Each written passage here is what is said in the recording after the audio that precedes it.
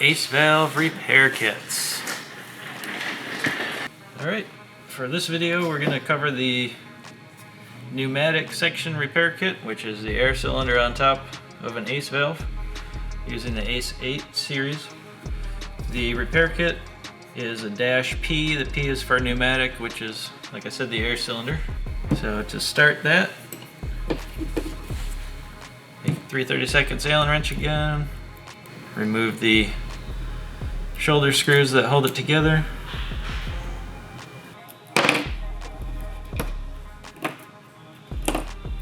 Then the cartridge comes out from the air cylinder or the pneumatic section. 9/32 Allen wrench to loosen these 4 screws. There are springs inside it, so if you hold it together while you're loosening the screws, that helps it come apart a little easier. So there's a bottom spring in this section. We'll go ahead and take the cap off with the 4 screws, the sleeves that go with the screws. You can separate those if you need to, which we probably will to get the O-ring out. So there's one seal here. There's 2 separate sections to this air cylinder. If you have a different Ace valve, there may be only one section for the air cylinder. Would not have this plate in the middle. Gotta make sure and keep things organized so you know which pieces go on which end.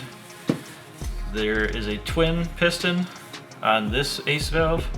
Other ones will just have, like I said, one piston and one cylinder.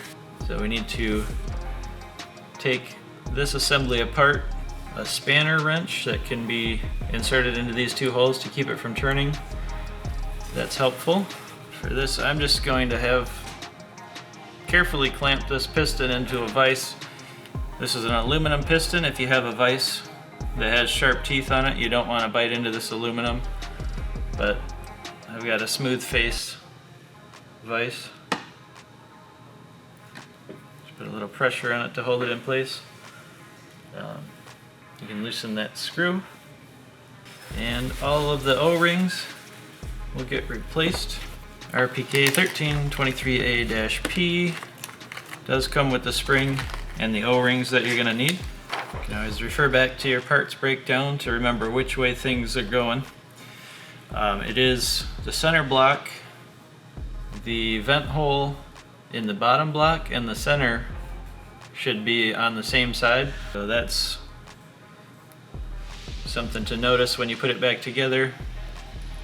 We have a small vent hole here and here, so they'd want to be together when you're done. For now, we're taking out the O-rings. If you have a real small screwdriver, that'll work. Or if you have a pick tool to get the seals out. This tool is separately purchased in our CSTK1 kit. There's an O-ring right inside the center block.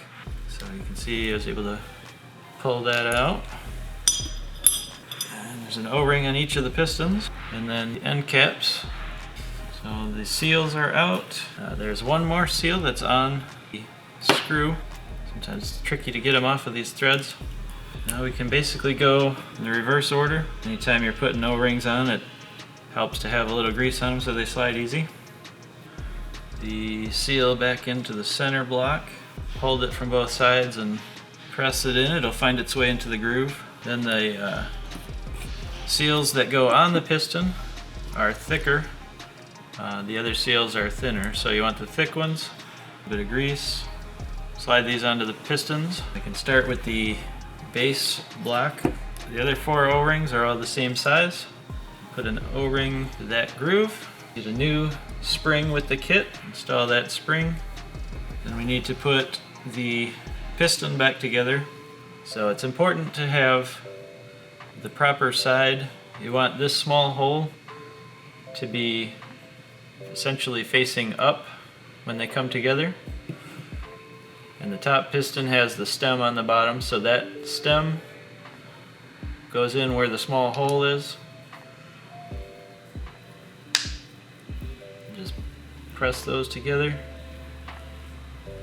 Then the bottom piston attaches back onto it.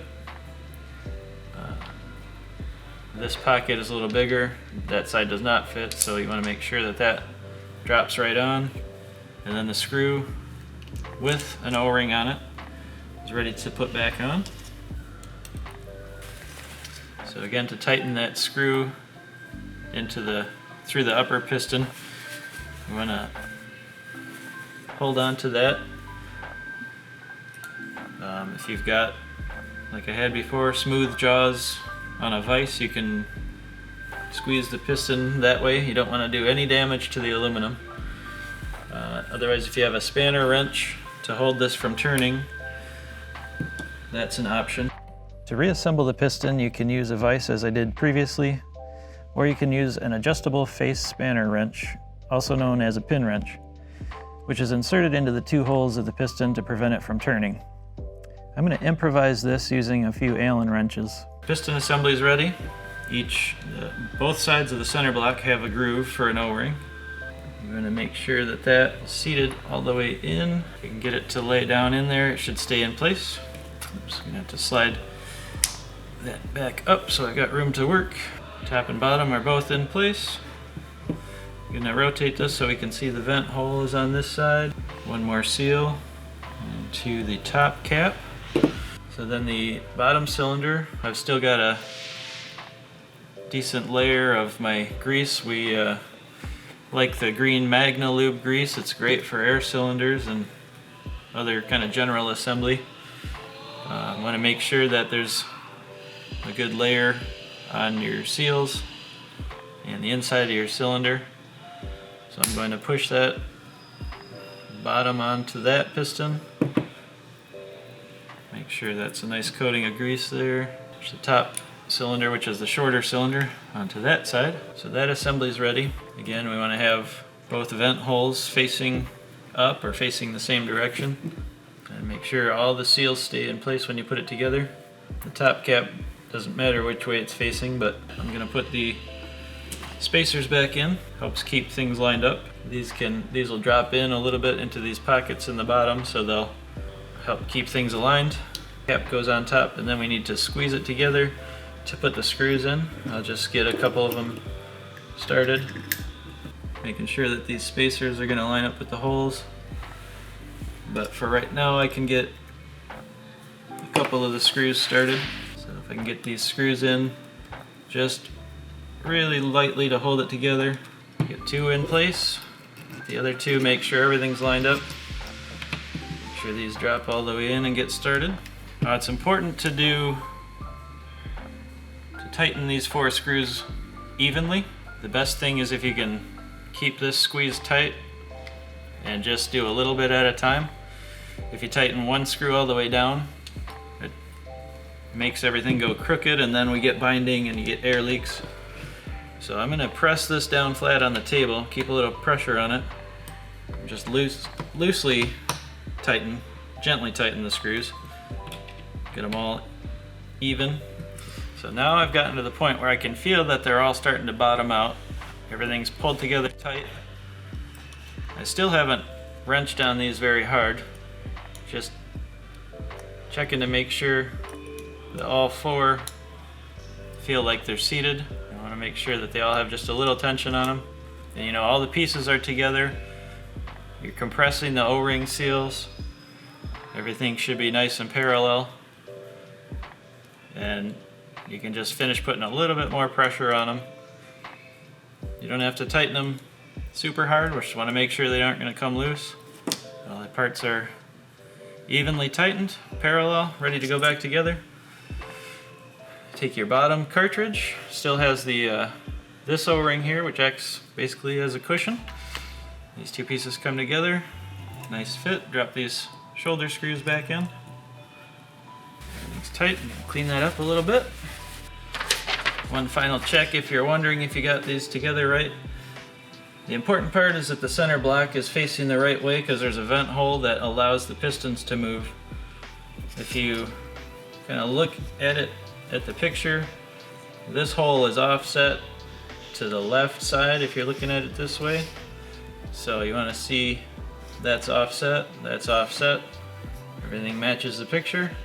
You're ready to go. We also have videos that go over the installation of other types of ACE valve repair kits. If you have any questions or need to purchase a repair kit, give us a call.